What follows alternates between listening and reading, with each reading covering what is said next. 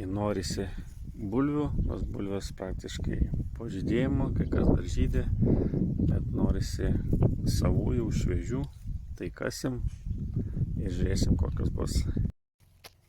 Štai, pasimatė kokios bulvės, nedidukės. Va, įmum šitą visą.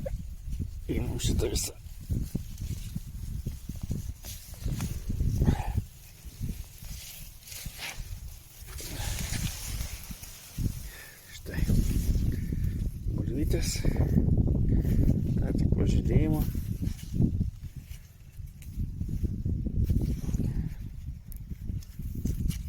Dar, kaip sakant, dar augti užteks.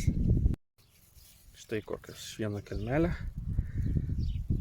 bulvių dvi saujos, keletą didesnių, kitos mažesnės, bet kai sodintas beveik prieš 2 mėnesius, tai va jau galima mėgautis šviežiomis bulvytėmis.